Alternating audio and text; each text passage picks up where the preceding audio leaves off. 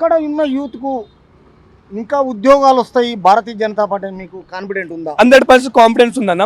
ఎందుకంటే బయటికి నుంచి మనకి ఎన్నో కంపెనీలు, ఇంకోటి ఏంటంటే కంపెనీలు రావడం కాదు, మనమే సొంతంగా కంపెనీలు పెట్టేటట్టు భారతీయ జనతా పార్టీ అనేది ఆలోచిస్తుంది. ఇప్పుడు కాంగ్రెస్ పార్టీ మనం సెంట్రల్లో తెచ్చినామంటే కాంగ్రెస్ పార్టీ ఎట్లా ఆలోచిస్తుంది అంటే కంపెనీలు తీసుకొచ్చి ఇక్కడ ఉద్యోగాలకు ఇద్దామని చెప్పేసి ఆలోచిస్తుంది. కానీ భారతీయ జనతా పార్టీ అట్లా కాదన్న, మనమే ఒక కంపెనీ పెడదాం అనే విధంగా ఆలోచించేది భారతీయ జనతా పార్టీ. మరి ఇంకొక మాట ఏమంటున్నారంటే భారతీయ జనతా పార్టీ వస్తే ప్రైవేటిజం చేస్తున్నది, ఏ కంపెనీని అసలు మాకు కుట్ర చేస్తున్నది, మా గొంతు నొక్కేస్తున్నారు అని 10 సంవత్సరాలు చేసిన కేసీఆర్ ఈరోజు భారతీయ జనతా పార్టీని విమర్శిస్తున్నాడు. ఆ విషయంలో ఏం చెప్తారు మీరు? లంగ పని చేసినోనికి ఎప్పుడైనా భయమే ఇస్తుంది అన్న.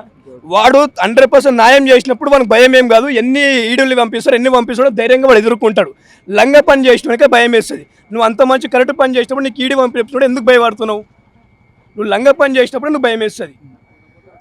మరి ఇంకొకటి ఏంటిదంటే ఇప్పుడు కవిత పోయి తిహార్ జైల్లో ఉండి తెలంగాణ ఆత్మగౌరవాన్ని అక్కడ పెట్టిందని చాలామంది అంటారు. ఆ విషయంలో మరి భారతీయ జనతా పార్టీ వీళ్ళకు మేలు చేసిందా, లేకపోతే చట్టము తన పని తన చేసుకుంటూ పోతుంది అనుకుంటున్నా? కవిత విషయంలో అన్న భారతీయ జనతా పార్టీ అని కాదు, కాంగ్రెస్ పార్టీ అని కాదు, ఏ పార్టీ అయినా సరే అన్న ఆమె చేసిన లిక్కర్ స్కామ్కి ఏ పార్టీ అయినా సరే ఆమెను 100% శిక్షించాలి.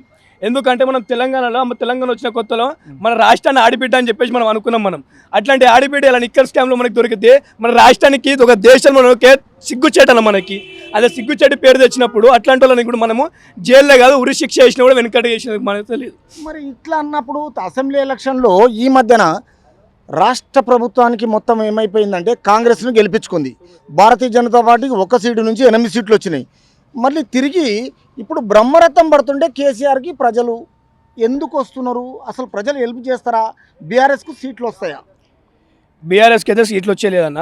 బీఆర్ఎస్కి తెలియంది ఏముంది, కొంచెం పడ్డ దెబ్బ ఈ ఎంపీ ఎలక్షన్లో పూర్తిగా దాన్ని బీఆర్ఎస్ పార్టీని మొత్తం తొక్కేస్తారు.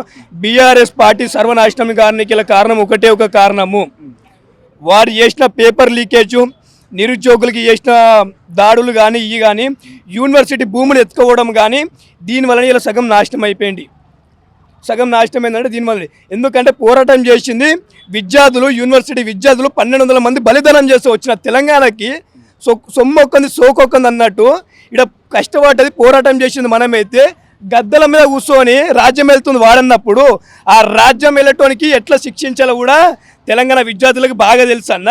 ఆ విద్యార్థులు మంచిగా శిక్షించారు.